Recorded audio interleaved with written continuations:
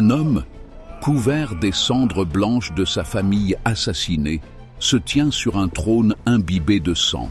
Sous lui gît le cadavre colossal d'un dieu.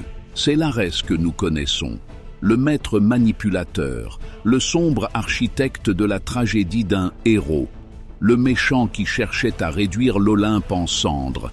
Mais si je te disais que ce mal grandiose et calculateur est un mensonge, un mythe moderne, si je te disais que le véritable Arès, celui dont on parlait à voix basse dans l'Athènes antique, n'était pas un méchant, mais une brute cosmique, un lâche qui pleurait auprès de son père quand un mortel l'égratignait avec une lance.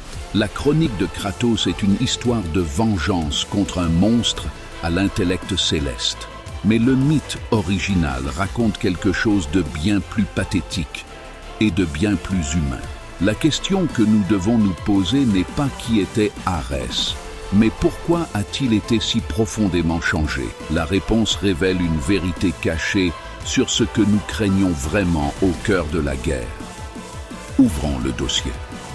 Nous avons deux portraits du même Dieu. L'un, un chef-d'œuvre de la narration moderne, l'autre, un avertissement antique gravé dans la pierre et les Écritures. D'abord, imagine le méchant sur le trône. Tu es Kratos. Tu sens le poids des lames du chaos dans tes mains, un rappel constant et brûlant du pacte que tu as conclu. Il est venu à toi au moment de ton désespoir sur le champ de bataille, non pas comme un berserker, mais comme un sauveur avec un plan. Il t'a offert la victoire, et tu as accepté. Chaque atrocité que tu as commise en son nom, chaque ville que tu as brûlée, était une étape unique et calculée de son grand dessein pour usurper Zeus lui-même. Cet Arès déplace les dieux et les hommes comme des pièces sur un échiquier. Il orchestre la création de la boîte de Pandore comme l'arme ultime, une clé vers la divinité. Il te tourmente psychologiquement, son champion choisi, te forgeant en un parfait instrument de mort, en te forçant à assassiner ta propre femme et ton propre enfant. Il n'est pas seulement le dieu de la guerre, il est le dieu d'un type de guerre spécifique. Une guerre avec un but, d'ambition, de stratégie froide et terrifiante. Sa cruauté a un sens, sa rage a un objectif. Il est, dans tous les sens du terme, un adversaire digne de ce nom, un cerveau dont le mal est aussi vaste que son pouvoir. Maintenant, laisse cette image se consumer. Rencontrons la brute du Panthéon, l'Arès que les Grecs anciens connaissaient vraiment. Cet Arès n'a pas de grand plan. Son seul plan est de frapper des choses. Il est l'incarnation de la soif de sang, de la frénésie insensée et chaotique du combat. Il n'est pas le dieu de la victoire. Ça, c'est niqué. Il n'est pas le dieu de la stratégie. Ça, c'est sa demi-sœur détestée, Athéna. Arès est le dieu du cri dans ta gorge, du goût de fer, de la peur dans ta bouche, de la rage animale qui te fait tuer sans réfléchir. Ces enfants ne sont pas des stratèges. Ce sont Phobos et Deimos, peur et terreur. Ce sont ses seuls cadeaux au monde. Et les autres dieux, ils le méprisent. Dans l'épopée de la guerre de Troie, Arès se range du côté des Troyens. Mais il n'est pas un grand général déplaçant des armées. C'est un bagarreur glorifié qui se jette lui-même dans la mêlée. Et que se passe-t-il? Le héros mortel Diomède, guidé par Athéna, saisit une lance. Un seul homme mortel la lance et blesse le dieu de la guerre. Et Arès ne rugit pas d'une fureur cosmique. Il hurle, il fuit le champ de bataille, beuglant comme 10 000 hommes, et court droit vers son père, Zeus, pour se plaindre. Et que dit le roi des dieux à son fils blessé? Il dit, et je cite Homère directement, « Pour moi tu es le plus haïssable de tous les dieux qui habitent l'Olympe, car tu n'aimes rien d'autre que la discorde, la guerre et la bataille. » Il n'y a aucun respect ici, aucune crainte d'un grand comploteur, seulement le mépris exaspéré qu'un père a pour son plus violent et moins intelligent de ses enfants. Ce ne fut pas une humiliation isolée. Un autre mythe parle de deux géants, les Almohades, qui vainquent Arès au combat et le fourrent sans cérémonie dans une jarre de bronze. Il y reste pendant 13 mois, hurlant, jusqu'à ce qu'il soit finalement secouru. Le dieu de la guerre, piégé dans un pot comme un simple génie. Le pacte était rompu. L'image du méchant redoutable n'est plus qu'un souvenir. C'est le grand secret du dieu de la guerre.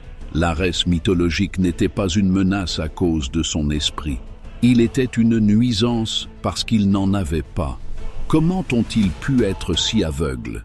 Ou plutôt, comment avons-nous pu l'être? Qu'est-ce qui a causé cette dichotomie divine?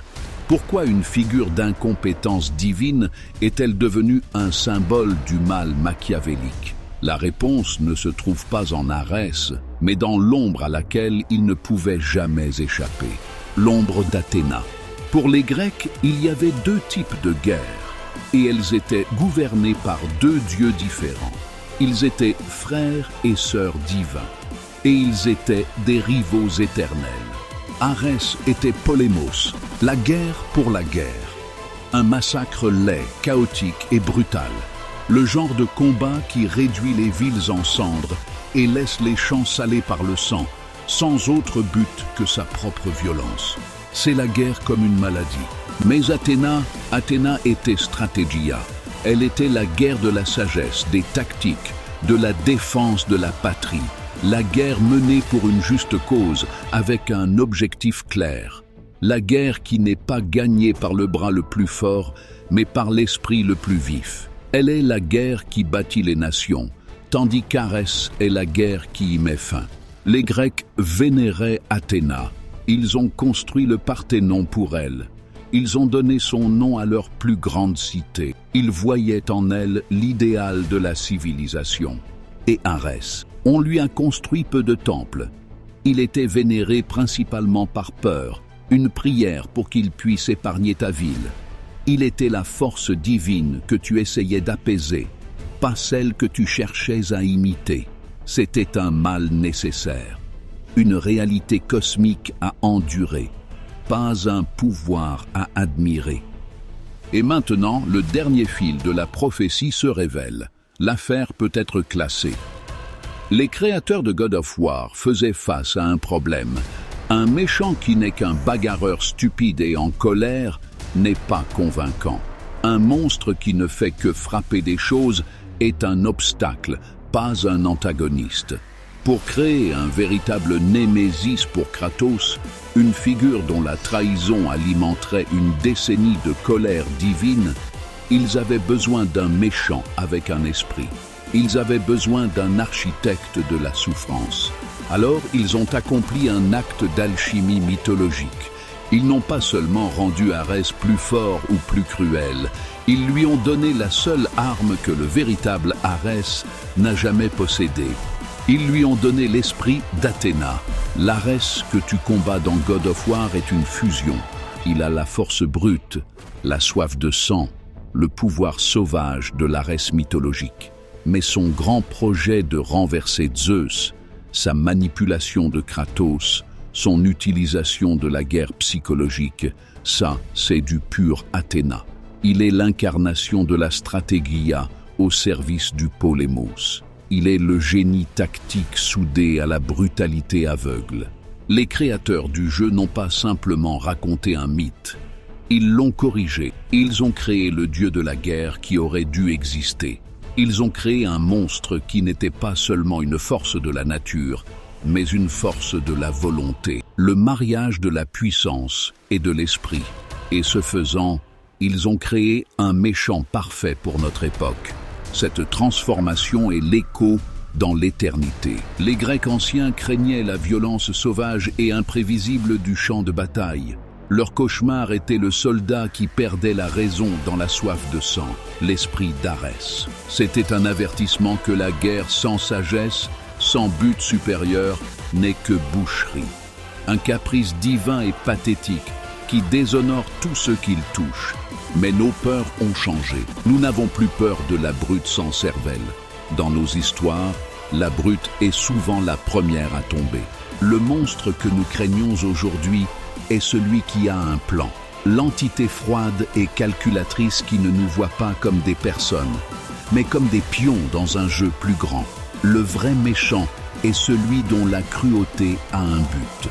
Le voyage d'Arès, de lâche céleste à maître du mal, est le nôtre. Il nous montre que le visage de la guerre que nous craignons le plus n'est plus un masque de rage, mais un sourire glaçant et intelligent. Le vrai monstre n'est pas celui qui hurle dans le chaos, c'est celui qui l'a créé.